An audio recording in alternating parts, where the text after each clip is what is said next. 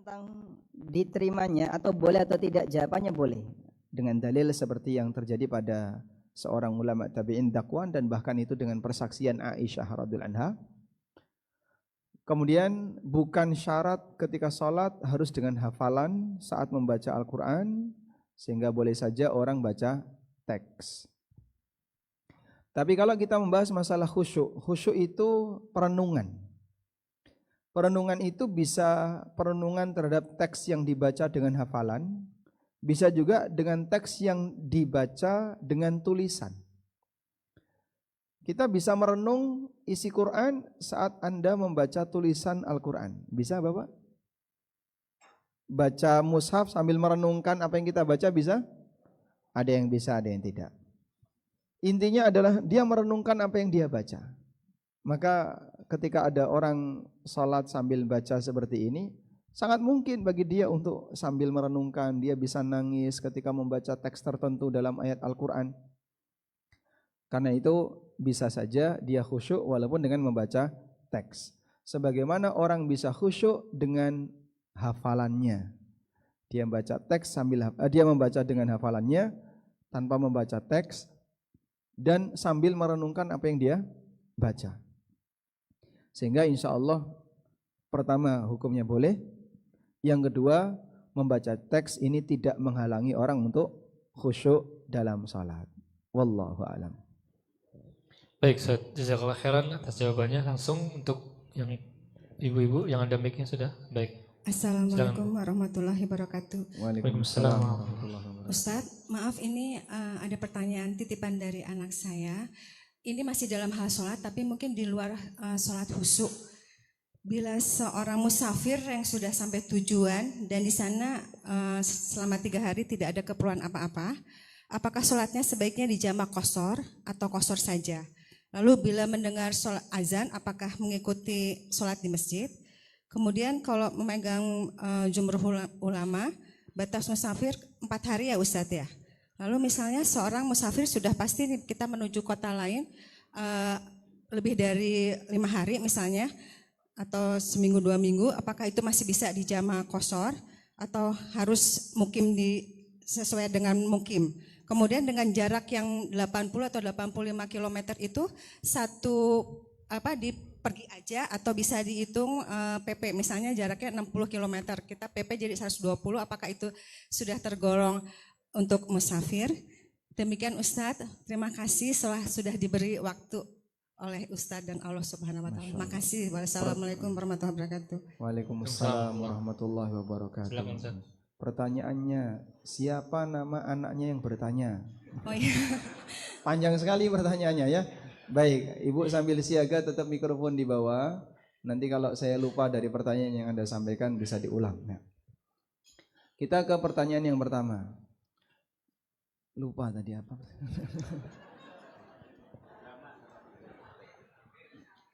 Iya, musafir yang ya 3 hari musafir itu Ustaz, dia apakah menetap 3 hari. Apakah jamak saja? Apa jamak qashar? Atau jamak qashar atau qashar saja? Baik, coba kita detailkan seperti ini. Safar atau musafir, orangnya namanya musafir. Perbuatannya namanya safar. Safar itu artinya secara bahasa al-buruz, nampak di permukaan. Sehingga disebut safar. Allah Subhanahu wa taala berfirman, was-subhi idza asfar. Demi waktu subuh ketika sudah nampak.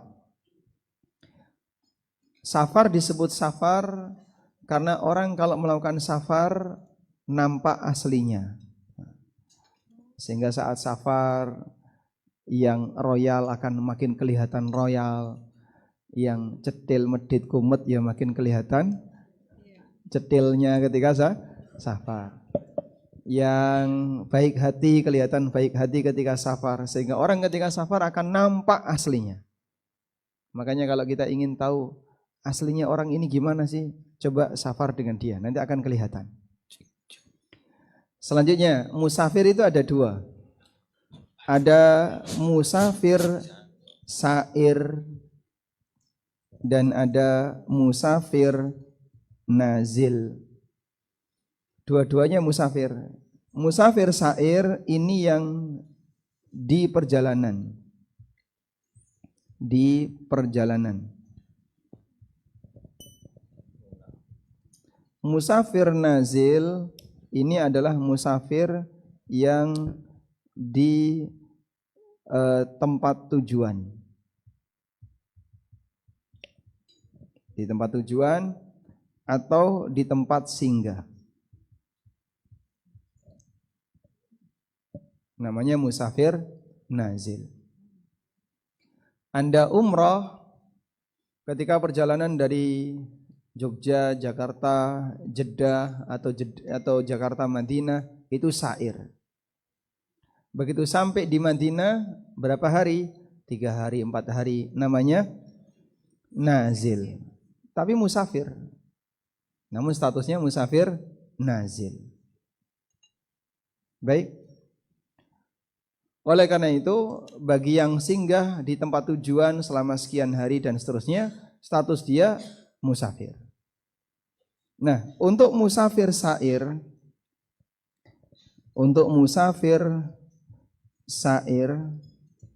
ini lebih longgar. Sehingga dia punya kelonggaran, misalnya sholat jamak qashar bisa, bebas. Ya. Karena status dia sair. Apa yang nyaman bagi dia, silahkan dia lakukan. Yang penting tetap sholat. Bahkan sampai pun misalnya pakaiannya najis, gimana Pak? Ada gantinya enggak? Enggak, adanya cuman ini. Sehingga enggak bisa ganti baju. Ada sebagian di antara jamaah ketika di atas pesawat misalnya, sudah masuk waktu sholat dan kalau ditunggu sampai bandara tujuan, waktunya habis. Lalu sholat, masalahnya pakaiannya najis, tadi kena najis waktu di toilet. Ganti baju bisa enggak? Ada di bagasi. Coba cari tangga menuju bagasi. Metu sik saka pesawat, mlebu bagasi. Baik. Nah, dalam posisi itu ketika dia nggak bisa ganti, maka dia sholat walaupun bajunya najis. Saya pernah lihat ada ibu-ibu sholat di kereta nggak pakai jilbab. Jadi rambutnya ketok itu sholat. Ini lucu ini orang ini. Nah, kalau di kereta kan orang bisa buka bagasinya ya.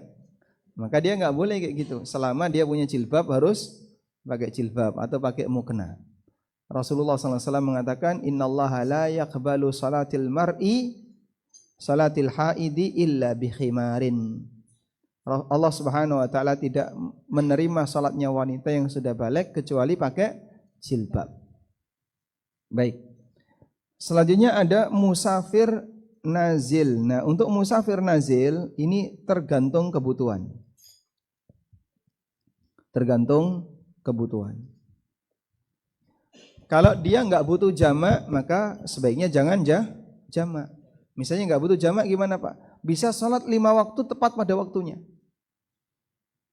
Dan kalau dia sholat berjamaah bersama imam setempat, maka tidak boleh qashar. Bapak tulis di sini ya. Jika sholat bermakmum dengan imam setempat, maka tidak boleh qashar. Jangan qashar. Kenapa jangan qashar? Imam Anda 4 rakaat, maka Anda tidak boleh 2 rakaat. Yang kedua, jika bisa tepat waktu tanpa terganggu, misalnya zuhur selesai, bisa istirahat. Nanti asar juga enggak ada kegiatan apapun, bisa salat asar pada waktunya. Maka dalam posisi ini tidak perlu jamak. Karena itu Nabi SAW walaupun beliau sedang safar, ketika berada di lokasi, Nabi SAW tidak jamak. Contohnya ketika kapan? Nabi SAW di Mina. Ketika beliau di Mina itu qashar saja tanpa jamak. Jadi duhur saja 2 rakaat, selesai sholat sudah. Nanti asar sholat lagi 2 rakaat sudah. Maghrib 3 rakaat selesai. Isya di waktu isya qashar. Qashar itu memangkas sholat ya. Kalau jamak menggabungkan 2 sholat. Jadi kalau waktunya longgar seperti Bapak Ibu di hotel seperti ini ya. Yang musafir kan banyak. Ada yang dari Australia ya. Ada yang dari Jerman, Jejere Sleman, Cirebon. dan seterusnya. Nah, posisi Anda tidak perlu jamak. Kenapa? Di hotel kan nyantai. Waktu sholat bisa sholat.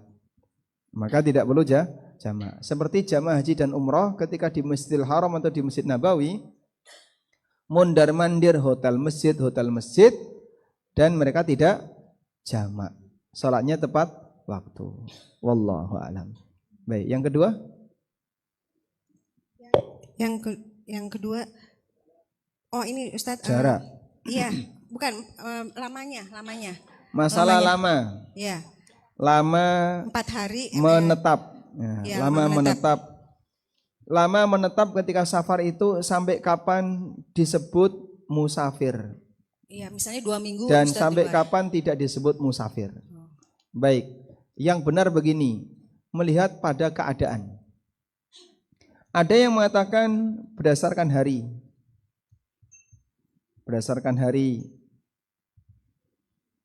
Dan pendapat yang lebih tepat itu berdasarkan keadaan.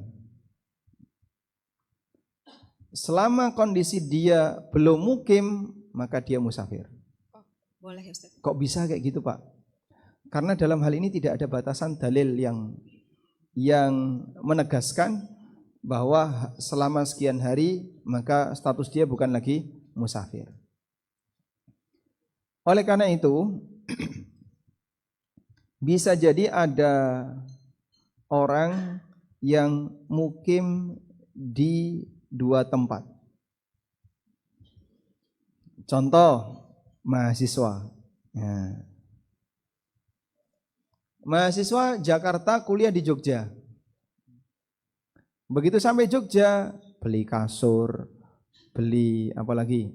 Punya magicom, bahkan mesin cuci, kompor dan seterusnya. Apa ada musafir kok nganggo kompor? Musafir kok nganggo kompor kok?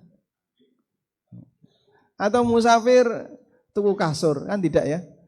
Musafir dia hanya singgah sebentar.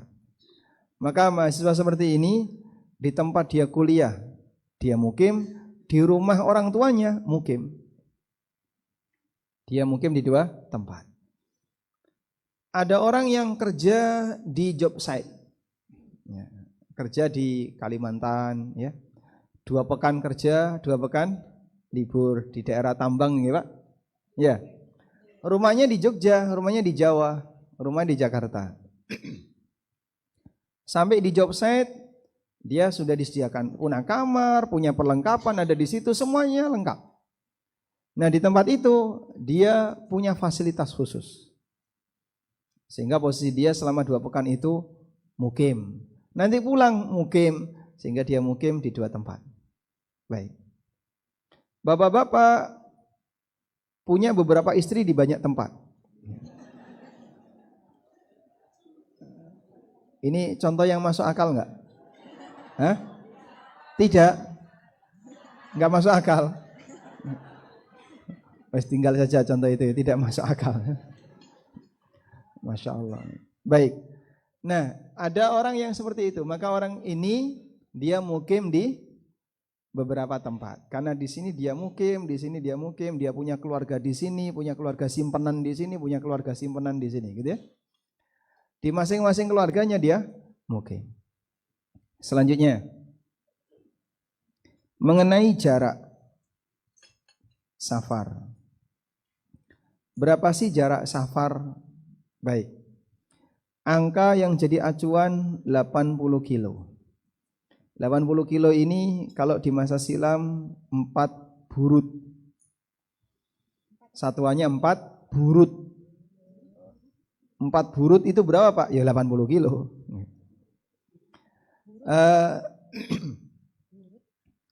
Kaitannya dengan masalah 80 kilo, rincian yang bagus itu seperti ini. Jika safar, ya 80 kilo itu 1 P ya, bukan PP. 40, 80 toh Pak. Itu bolak-balik. Nah, apa jenengan safar sampai 40 terus langsung balik 80. Weh, saiki ning omah dadi musafir. Baik. Jadi 80 kilo itu 1 perjalanan, bukan PP. Juga bukan muter-muter lapangan. Nah, sampai muter-muter kok 80 kilo kan. Baik. Jika safar lebih atau di 80 kilo ke atas, maka ini musafir. Kenapa? Karena dalam hadis disebutkan itu sebagai musafir. Sudah? Yang kedua, jika safar kurang dari 80 kilo, misalnya cuma 50, 60 atau nanggung 70 kilo, wah nanggung sekali, 75 kilo, kurang 5 kilo, waduh, wis iso kosor, nanggung. Misalnya kurang lebih 80 ya. Apakah ini safar? Maka jawabannya tergantung apa? Urf, kebiasaan atau budaya yang terjadi di masyarakat. Jika masyarakat menilai safar, maka statusnya safar. Kalau masyarakat menilai tidak safar, maka tidak safar. Contoh ya, Jogja Solo 56 kilo. Ya, Jogja Solo berapa? Hah? Misalnya dari titik ini ke Solo itu berapa? 60 kilo, di bawah 80. Tapi masyarakat di sini memahami bahwa ke Solo itu safar. Maka walaupun cuma 60 kilo, di sana boleh kosor. Jogja Magelang 30 kilo. Ya. Tapi orang Jogja ke Magelang safar. Orang Magelang ke Jogja safar. Sudah? Lain halnya Jogja Klaten itu bukan safar. Orang Jogja ke Klaten itu tidak kosor karena mereka menganggap kami di sini bukan safar. Jogja Klaten ini kayak tonggo gitu aja. Sehingga yang seperti ini masuk kategori apa? Lihat ke uruf. Lihat ke uruf. KTP saya Klaten. Sehingga kalau saya weekend misalnya pulang ke Klaten, balik lagi ke Jogja, jaraknya kurang lebih 30 kilo, enggak sampai ya. Jaraknya mungkin sekitar 20-an kilo, 20 kilo. Saya tidak bisa kosor karena itu masih satu kawasan yang belum berstatus safar. Baik. Jakarta Bogor safar enggak? Jakarta Bogor safar enggak? Enggak. Kerja dia di Jakarta, rumahnya di biasa. Nah, dan jaraknya berapa? 40, 50, antara 40 sampai 50 kilo. Nah, dalam posisi itu belum disebut safar. Wallahu a'lam. Cukup ya? Baik, cukup ya. Baik, sekarang kita Silakan, coba Ustaz. beralih ke pertanyaan lewat kertas. Alhamdulillah, terima kasih Ustaz. Ini ada pertanyaan kertas. Anda lihat skemanya seperti ini. Coba di share screen. P, seorang wanita. Suaminya sudah meninggal. Punya anak perempuan. E, anak perempuan. Satu-satunya anak perempuan. Anak perempuan. Ketika P meninggal, maka ahli warisnya anak perempuan ini dapat berapa? Setengah. Sisanya kemana Pak? Ke dulure P. Nah, di sini P punya saudara. Punya saudara. Yang berhak dapat warisan dari saudara itu saudara kandung. Jika tidak ada saudara kandung, saudara sebapak dan saudara seibu. Saudara seibu selalu dapat warisan walaupun ada saudara kandung. Sudah? Nah, saudaranya P ini ada 6. Siapa saja? A, B, C. Ini Muslim.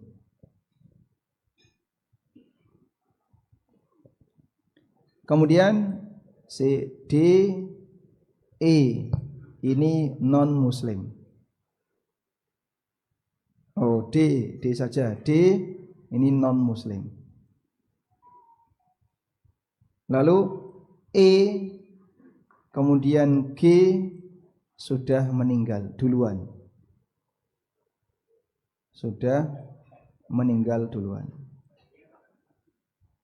Tapi punya anak. Ini ada anak, ini ada anak. Udah? Hah? A, B, C, D, E.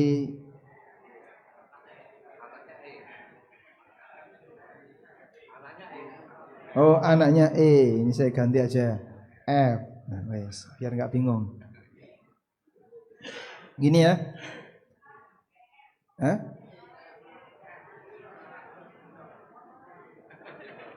Ya sudah, saya ganti X sama Z gitu aja lah.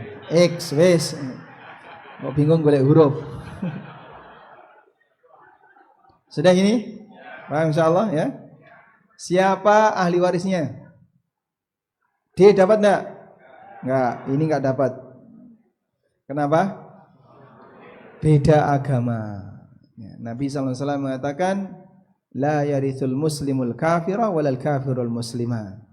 Orang muslim tidak bisa memberikan warisan kepada orang kafir tidak bisa memberikan warisan kepada muslim. Jadi kalau beda agama enggak dapat warisan. X sama G dapat enggak? Kenapa? Anaknya dapat enggak?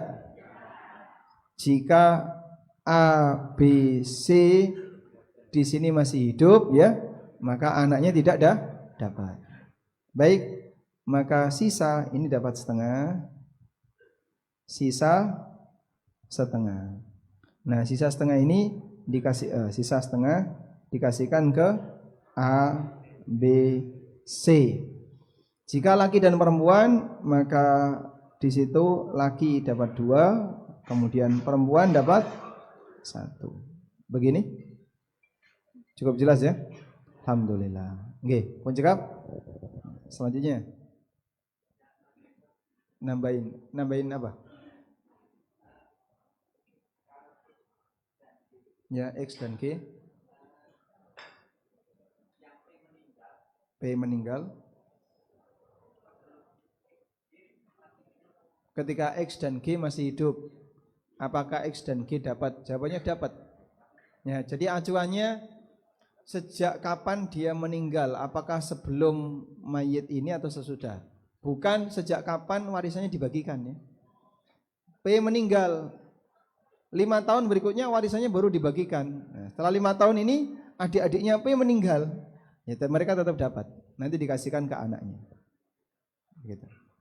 Baik, cukup. Selanjutnya tadi yang ngacung. Baik. Jumlah anaknya beda.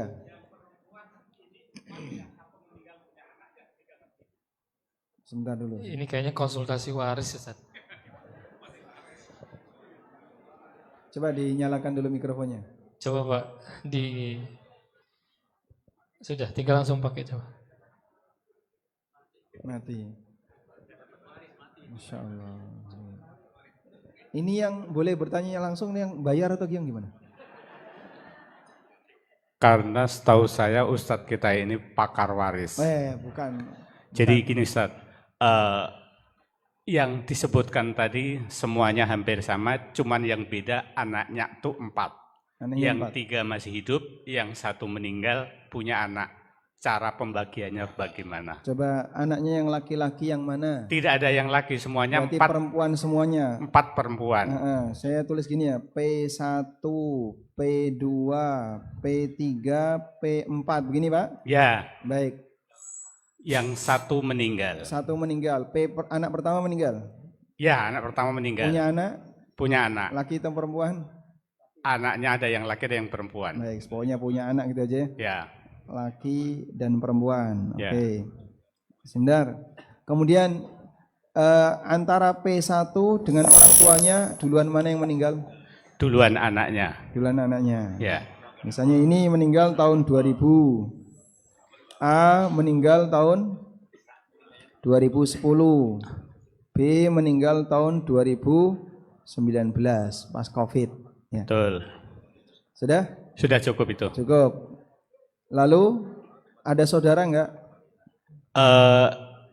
Yang orang tua itu dua-duanya punya saudara. A punya saudara. Berapa saudaranya A? A saudaranya Laki perempuannya berapa? semuanya sudah meninggal. Sebelum A atau setelah A meninggalnya? Sebelum A meninggal, saudaranya sudah meninggal semua. Sebelum A meninggal, saudaranya sudah meninggal.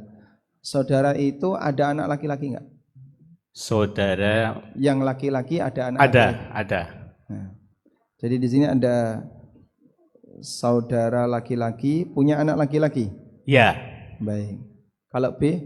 Kalau B saudaranya masih banyak itu. Ya. Ada saudara laki dan perempuan. Betul. Baik. Pertanyaannya? Bagaimana pembagiannya? Siapa nama A dan B? Nah, Kita coba bahas ini ya. Ini sudah di luar tafsir sholat ini sudah. Coba kita bahas ini ya. Ya.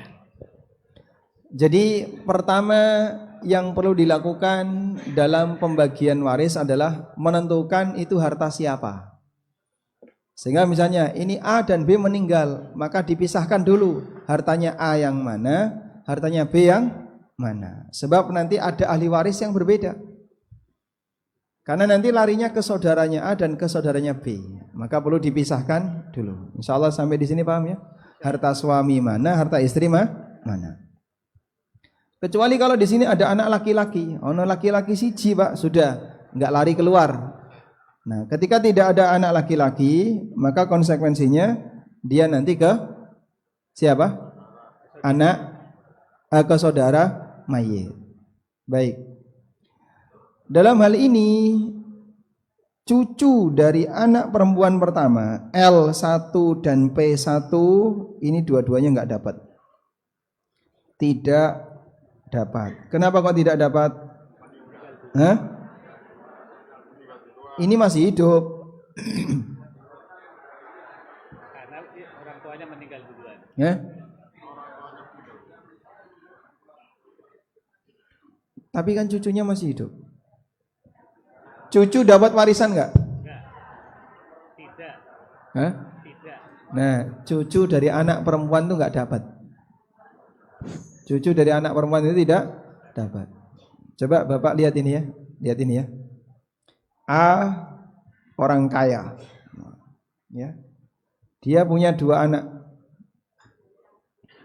Anak pertama perempuan, anak kedua laki-laki.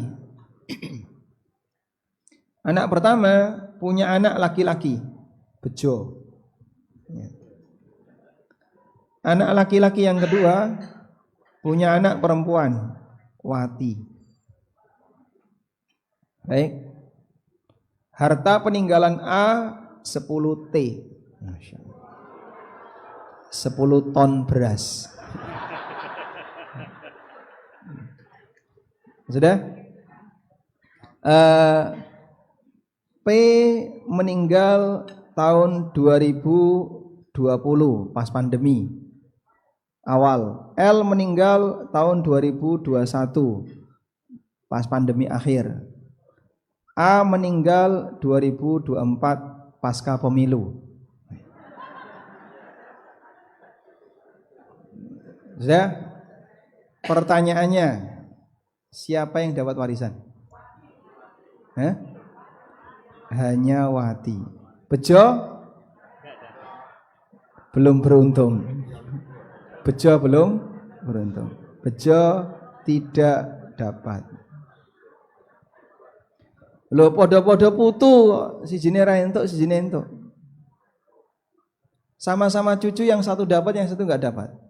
Ini disebut dzawil arham. Jadi dia bukan ahli waris dan ini dapat setengah sebagai bintul ibn. Kalau tidak ada ahli waris yang lain, nggak punya saudara dan seterusnya, nanti dapat tambahan setengahnya lagi. Masya Allah, bisa ngambil semuanya. Begitu? Wah, gak terima Pak nih kayak gini. Makanya belajar waris itu butuh muqaddimah, yaitu belajar mengenai siap menerima hukum Allah Subhanahu wa taala. Nah, sekarang kita kembali ke atas. Untuk A, siapa ahli warisnya P2 sampai P4? Dapat berapa? Kalau anak perempuan lebih dari 1 dapat berapa? Hah? Anak perempuan lebih dari 1 dapat berapa? 2/3. Dah? Masih ada sisa? Ada Pak, 1/3. Nah, 1/3 ini lari ke saudara dari anak dari saudara laki-lakinya. Kan tadi saudaranya sudah meninggal, tapi punya anak laki-laki. Hanya keponakan A dari saudara laki-laki. Bisa dipahami? Baik. Yang B juga sama. Warisan dari B 2/3 untuk anak perempuan. Sisanya ke saudaranya 2/1. Insya Allah jelas? Alhamdulillah. Baik, cukup ya? Nah. Ada pertanyaan?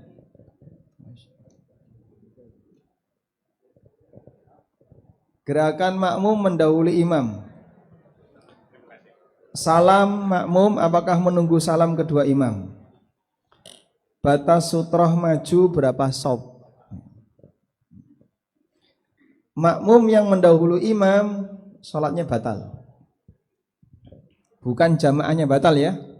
Oh, kalau kamu mendahului imam nanti dianggap sholat sendirian. Bukan begitu. Makmum mendahului imam sholatnya batal, harus diulang.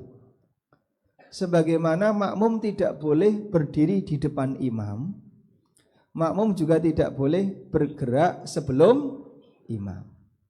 Begitu ya. Kalau ada makmum, imamnya di sini, makmumnya di depannya, salatnya gimana? Salat makmumnya ini gimana? Batal. Kenapa? Dia berdiri di depan imam. Demikian pula ketika orang mendahului imam juga salatnya tidak sah. Makanya nyuwun tolong dihati-hati ya. Di Masjid Nabawi di bagian depan, Masjid Nabawi menghadap kemana Pak? Hah? Ke barat, ke Ka'bah, betul ya? Menghadap ke kiblat. Kiblatnya ke arah mana? Selatan. Utara, selatan? Selatan. Timur, barat, selatan. Jadi di selatannya Masjid Nabawi, kalau Bapak ke situ ya, ada garis panjang sekali. Tulisannya Haddul Imam. Batas imam. Nah, kalau orang sholat di depan garis itu batal. Karena kan masih ada ruangan luas sekali ya di selatannya Masjid Nabawi, yang ke arah Masjid Gomamah itu ya. Masih ada ruangan luas sekali. Tapi dipakai sholat di situ nggak boleh. Sholatnya harus di belakangnya garis merah tadi. Dan masih banyak orang yang kadang salah, dia sholat di melebihi dari garis merah. Yang India, Pakistan, atau yang dari hotel-hotel di selatan masjid, itu sholatnya di situ. Nah ini bisa membatalkan sholat. Baik. Salam makmum apakah menunggu salam kedua? Jawabannya betul. Bahkan sebagian ulama sampai menyebut ini termasuk mendahului imam. Kalau dia sudah salam sebelum imam selesai salam kedua. Maka saat imam salam pertama, Assalamualaikum warahmatullah, makmum jangan keburu salam. Tunggu sampai imam salam kedua. Makanya kalau jadi imam ketika salam jangan lama-lama. Assalamualaikum warahmatullahi wabarakatuh. Terus meneng suwe gitu. Makmum wis ora sabar. Assalamualaikum warahmatullah. Baru noleh ke? Nah, kalau imamnya salam keduanya lama. Salam satu, salam keduanya lama. Makmumnya ngapain? Berdoa. Sebab di antara waktu yang mustajab ketika salat adalah berdoa sebelum salat. Maka makmum silakan perbanyak berdoa. Mohon catat ini ya. Tidak ada yang nganggur ketika salat. Tulis sini ya. Tulis Mas. Tidak ada yang nganggur ketika salat. Jadi jenengan sujud atau rukuk kok imami gak tangi-tangi. Aku wis ping 3 iki. Saya sudah 3 kali kok gak bangun-bangun. Walaupun bapak sudah 3 kali kok imamnya gak bangun-bangun. Ngapain kita? Hah? Doa. Dibaca terus. Sudah 3 kali, baca lagi Pak. Sampai berapa kali? Sampai bangun. 7 kali, sekian kali, tidak masalah. Sebab 3 kali itu bukan batas maksimal. Minimal sekali, maksimalnya tanpa batas. Maka kalau imam misalnya iktidal, kok gak rukuk-rukuk ya, kok gak sujud-sujud ya, habis iktidal, bapak ulangi lagi bacaan iktidalnya. Subhana rabbiyal setelah iktidal Rabbana walakal hamdu. Kok gak sujud? Rabbana walakal hamdu. Durung sujud Rabbana walakal hamdu. Terus seperti itu. Tidak ada yang nganggur ketika salat. Anda sujud, imamnya enggak bangun-bangun, terus kita apa? Terus berdoa. Baik. Kecuali kalau kelamaan, wah ini gak normal ya. Wah, turu imami. Nah, kalau itu ditangeni ya. Nah. Batas sutra maju berapa soft? Sekiranya Anda jalan tidak terlalu jauh, cukup 1 soft. Sehingga kalau terlalu jauh misalnya di depannya hilang 5 soft, jalan ke depan 5 soft.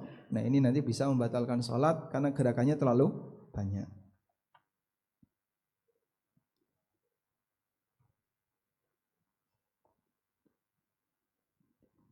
Baik, kita coba jawab pertanyaan yang dari belakang.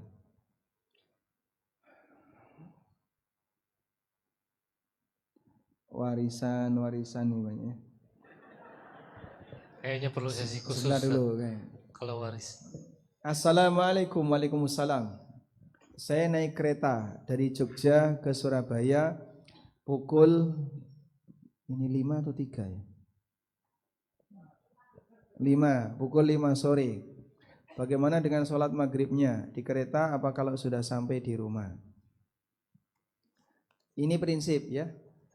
Kalau di atas kendaraan Anda tidak bisa berdiri, tidak bisa rukuk dengan sempurna, maka sholatnya ditunda sampai di tujuan.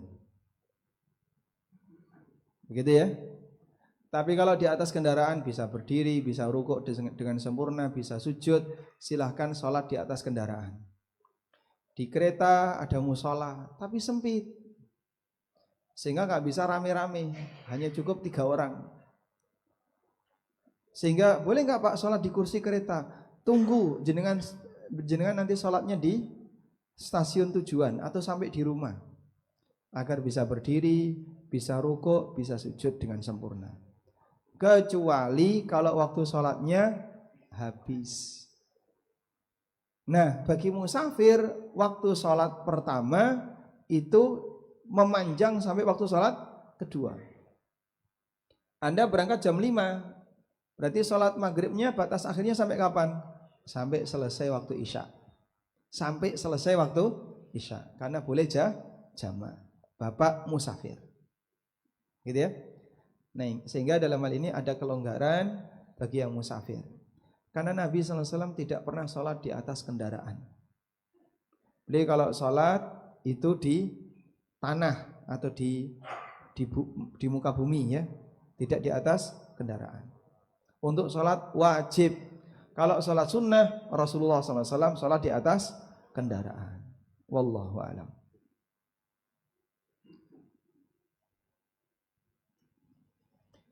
Suami istri sama-sama kerja ASN. Kebutuhan sehari-hari uang istri, kredit mobil, rumah, uang suami. Masya Allah. Baik. Makanya motornya kok 25x 25 kali cicilan.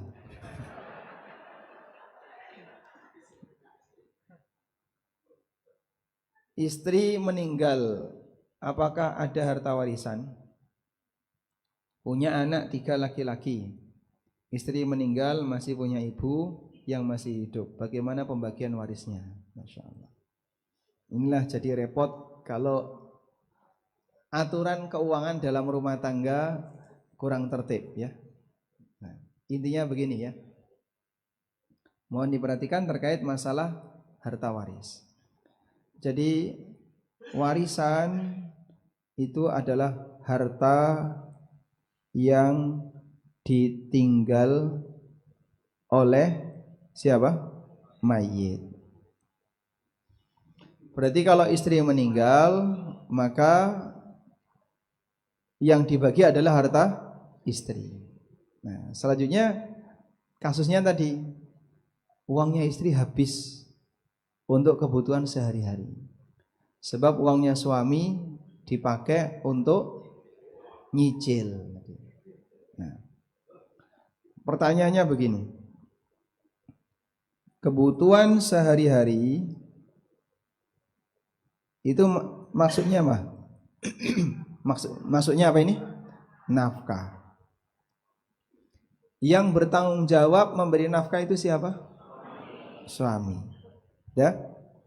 Maka seharusnya ini diambil dari uang suami. Seharusnya dari uang suami. Bukan uang istri. Bagaimana kalau ternyata ini dari uang istri? Maka perlu ditanya, saat istri ngasih uangnya untuk nafkah sehari-hari, itu atas kerelaan beliau atau atas grundelnya beliau? Jadi istri dengan sukarela memberi, atau sebenarnya sifatnya kayaknya sih keberatan, cuman nggak ada pilihan yang lain. Kalau keberatan berarti jadinya utang. Jadi, jika ada uang istri untuk nafkah, maka di sana ada 2 keadaan. Jika istri senang, istri ridho ya, senang toh, ridho. Jika istri ridho, di sini statusnya hibah. Tapi kalau istri senep, tidak ridho. Kalau istri grundel tidak ridho, wis kono gawean gak apa wis. Nah ini berarti utang. Utang yang tanggung jawab suami, utang untuk suami. Nah, maka bapak sebagai suami bisa melihat dulu waktu istri ngasih nafkah itu menggunakan uangnya kira-kira seneng apa senep? Nek seneng berarti hibah, kalau senep utang. Nah, ketika istri sebenarnya nggak ridho pak, berarti total itu harus bapak ganti. Dan itulah yang jadi warisan. Ngerti nggih? Sehingga totalnya dulu berapa pak? Masya Allah mas, selama 10 tahun setiap bulan 5 juta. Ya bapak kalikan 5 kali 12 ping 10. Itulah warisan istri. Nanti dibagikan kepada ibunya istri dan anak-anak. Suami juga dapat ya. Wallahu a'lam. Ya. Bacaan doa, sujud dan rukuk jika hafal lebih dari satu, apakah bisa dibaca semuanya atau dipilih salah satu saja? Ada dua pendapat dalam hal ini. Jumhur ulama mengatakan pilih salah satu. Sehingga Bapak membaca Subhana Rabbiyal Azim. Aku yuk hafal liane Pak, jane Pak. Ya, tapi Bapak baca satu saja. Subhana Rabbiyal Azim, diulang berkali-kali. Subhana Rabbiyal Azim, Subhana Rabbiyal Azim, Subhana Rabbiyal Azim, Subhana Rabbiyal Azim. Sampai imamnya berdiri. Sehingga tidak divariasi tapi dibaca satu berulang. Ngerti nggih? Sama halnya dengan tasyahud. Jenengan hafal lebih dari satu tasyahud. Saya hafal at-tahiyyatu lillah wassalawatu wattayyibat, hafal. Saya juga hafal at-tahiyyatul mubarakatus salawatut thayyibatu lillah. Saya mau salat tanpa bendera. Tahiyat Muhammadiyah dan tahiyat NU tak gabung. Bapak salah satu saja ya. Meskipun hafal dua-duanya karena dua-duanya sahih dari Nabi sallallahu alaihi wasallam. Ya. Tinggal 5 menit Ustaz. Tinggal 5 menit. Masya Allah. Warisan KB ini. Nah ya. Ya ini nih. Tentang bacaan Fatihah makmum ketika sholat jahar. Seorang dulu mengikuti pendapat bahwa bacaan imam atau bacaan makmum, kemudian mendengar pendapat makmum tetap harus membaca Fatihah meskipun sholat jahar, lalu beralih ke pendapat yang kedua ini. Namun dengan pendapat kedua ini malah tidak bisa fokus atau khusyuk. Bolehkah pindah kembali ke pendapat pertama? Nah, baik, jadi sholat itu bukan masalah perasaan ya, bukan masalah perasaan. Saya kalau sholat di rumah Pak lebih khusyuk daripada di masjid. Akhirnya tahu jamaah. Salah atau benar ini? Bisikan setan itu. Itu bisikan setan. Sehingga ada sebagian orang laki-laki yang tidak pernah ke masjid. Alasannya apa? Aku neneng masjid ra khusyuk, neneng omah iso khusyuk. Bapak kena bisikan setan. Terus gimana yang benar? Ya laki-laki sholatnya di mana? Di masjid. Masalah khusyuk dan khusyuk dua-duanya harus diperjuangkan. Sholat sunnah di rumah usahakan khusyuk. Bapak sholat di masjid harus khusyuk. Diperjuangkan sebisanya. Tapi laki-laki harus sholat jamaah di masjid. Wallahu a'lam. Ada dua pertanyaan yang sama ya. Mengenai yasinan dan tahlilan. Perlu dibaca enggak? Enggak usah.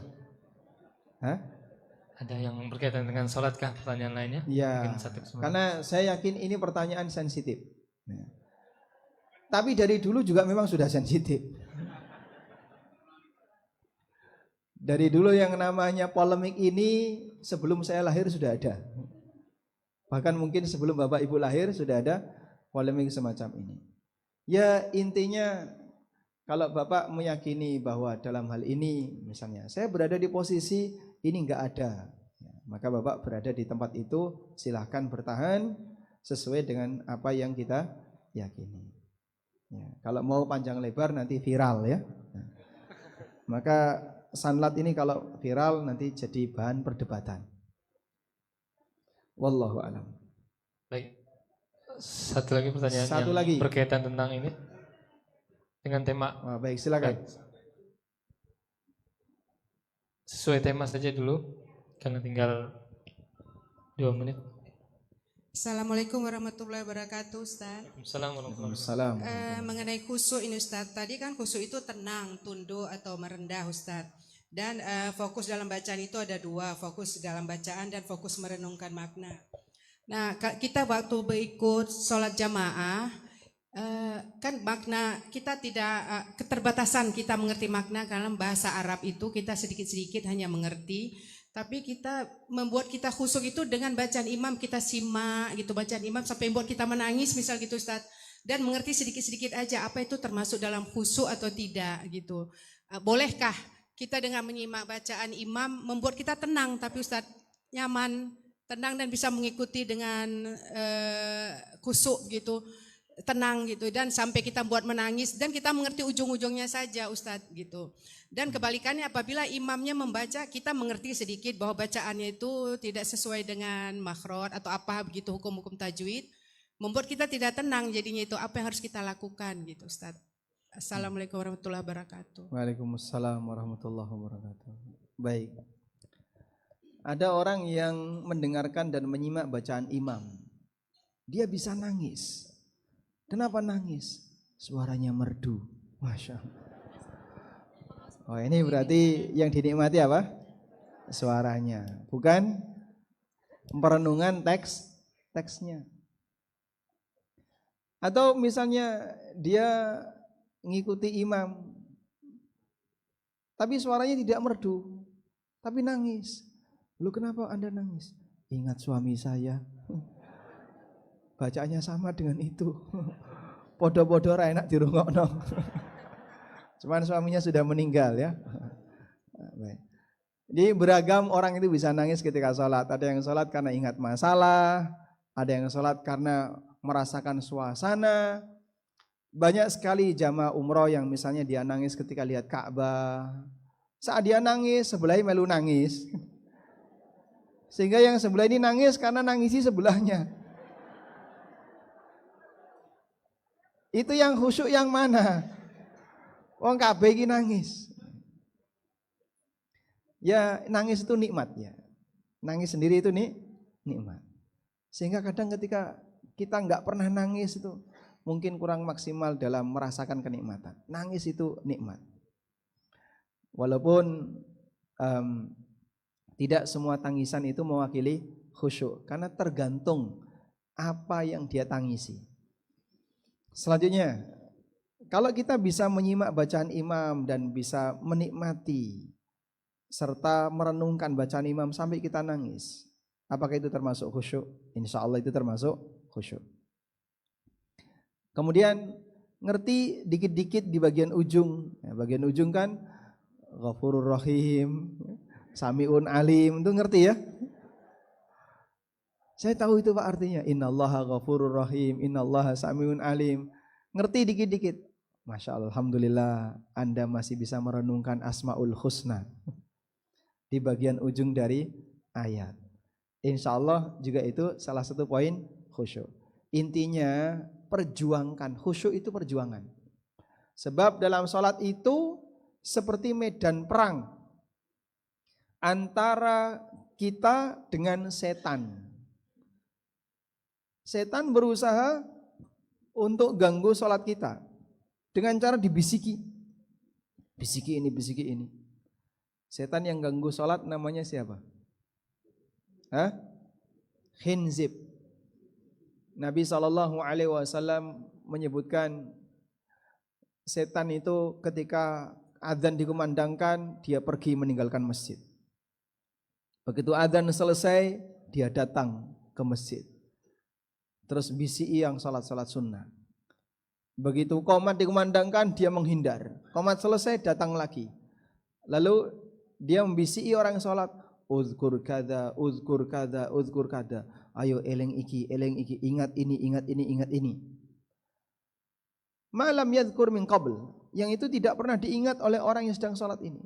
Sehingga kadang-kadang dalam salat kok, oh iya, keeleng aku ya. Padahal dari tadi dia itu kelupaan. Ketika salat teringat apa yang sebelumnya tidak kepikiran. Pernah kayak gitu? Sering, sama juga.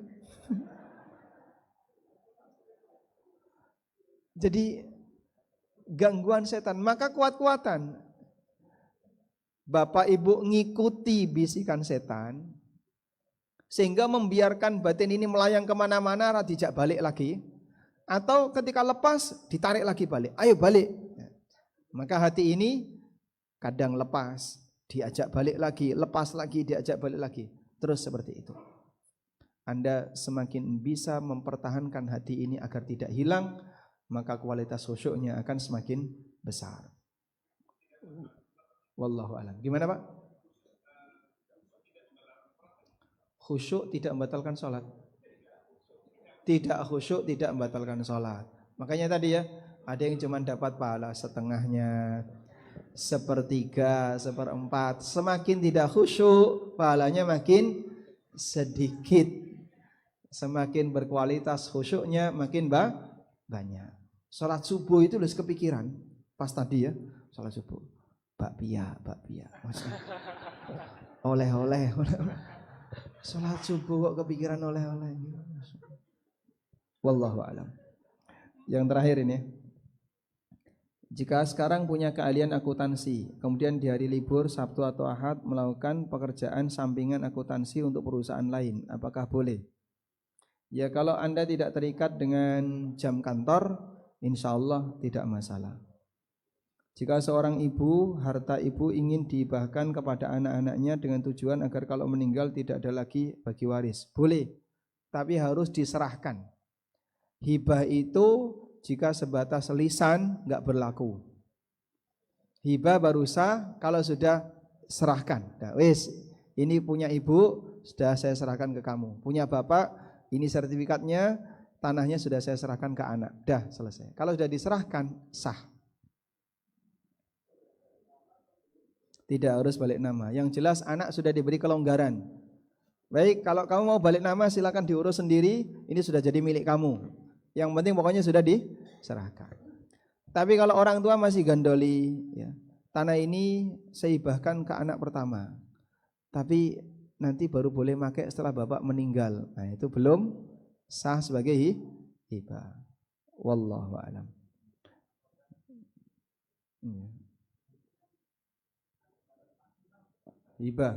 Hibah boleh totalitas. Habis itu boleh. Tapi nanti jadinya orang tua enggak punya apa-apa, terus nunut anak. Karena dia sudah habis kan jadinya nunut anak. Baik, cukup Ustaz. Baik, demikian yang bisa kita bahas. Semoga yang sedikit ini bermanfaat dan mudah-mudahan kita semuanya diberi keberkahan untuk apapun yang kita pelajari. Saya minta satu pesan dari Bapak Ibu sekalian, tolong doakan biar saya istiqomah seperti Anda. Wassallallahu ala nabiyyina Muhammadin wa ala alihi wa sahbihi wasallam.